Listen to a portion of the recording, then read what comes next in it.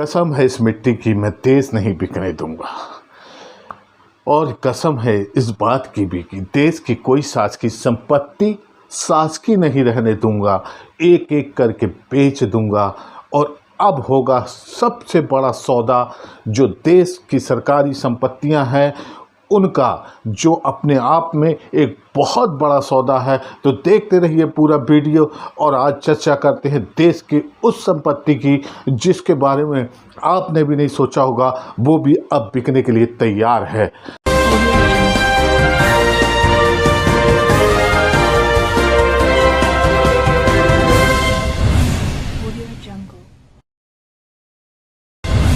नमस्कार, स्वागत है हम और आप में।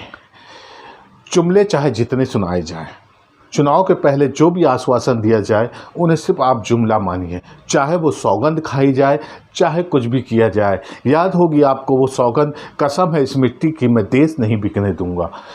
वो सौगंध खाने वाले जो वर्तमान में प्रधानमंत्री हैं, उससे पहले वो प्रधानमंत्री के प्रत्याशी थे और उन्होंने इस बात की सौगंध खाई थी कि वो देश को बिकने नहीं देंगे। और सचमुच वो अपने वादे और इरादे पे अटल हैं। वो देश नहीं बेच रहे हैं, लेकिन देश की एक एक संपत्ति को नीलाम करने को तैयार हैं। लगातार आपने सुना होगा कि BSNL, ऑर्डिनेंस फैक्ट्रियाँ और एयरपोर्ट तो तैयार हो ही गए बिक्री के लिए। और इससे पहले कि अब उससे कहीं ज़्यादा बड़ी चीज़ बेची जा रही है। अब सरकार की निगाह में जो चीज़ है वो आप भी नहीं सोचे होंगे कि क्या सरकार सरकारी संपत्ति के नाम पे सिर्फ सांसद और विधायक छोड़ेगी, या हो सकता है उनको भी हायर किया जाएगा निजी तौर पे।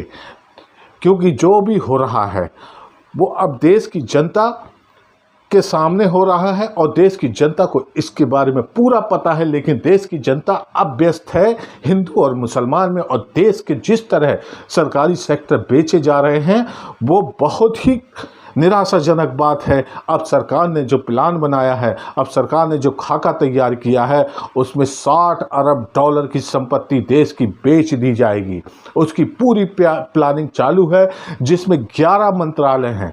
11 मंत्रालय की संपत्ति $60 अरब की बेची जाएगी। आपको ये जानकर बड़ा आश्चर्य होगा कि आप सोचे भी नहीं होंगे कि किस तरह देश की धीरे धीरे धीरे धीरे संपत्तियां बेची जा रही हैं।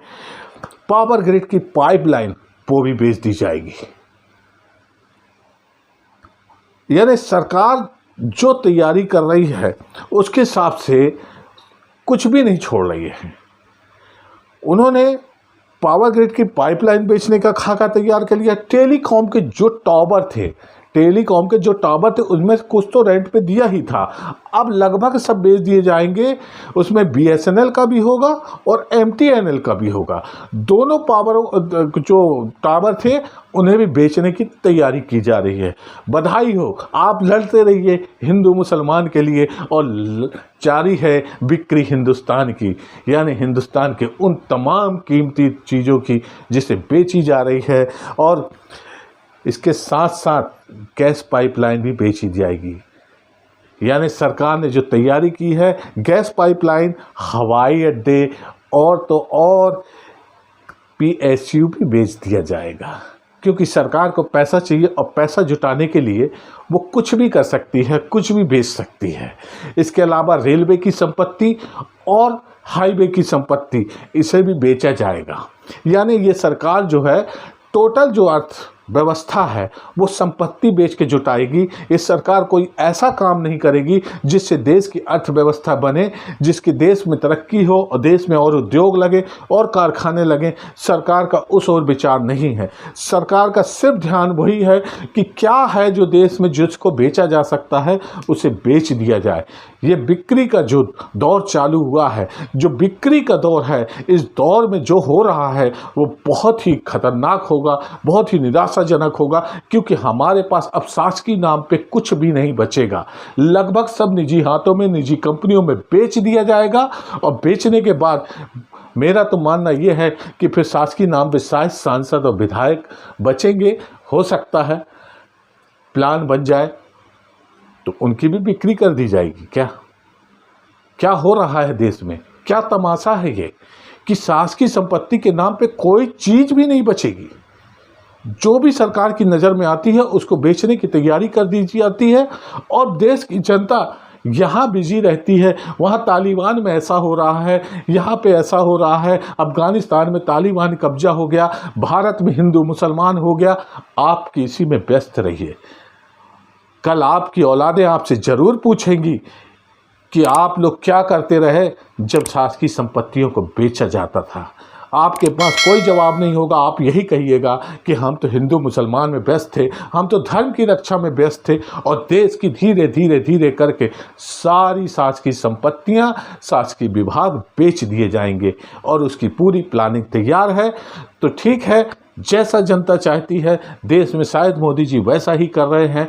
फिर मुझे उनकी वो शपथ याद आ रही है, कसम है इस मिट्टी की, देश नहीं बिकने दूंगा।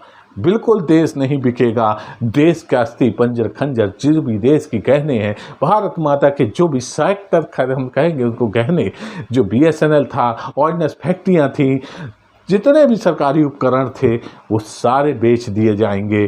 कुछ नहीं बचेगा शासकीय नाम पे। आप गर्व कीजिए, आप ऐसे प्रधानमंत्री को चुन रहे हैं। आप गर्व कीजिए, आपने ऐसा नेता चुना है जिसने सिर्फ बेचने के अलावा कुछ नहीं किया। या तो उसने बेचा है या तो तोड़ा है। तो धन्य है वो नेता और धन्य है उनके समर्थक।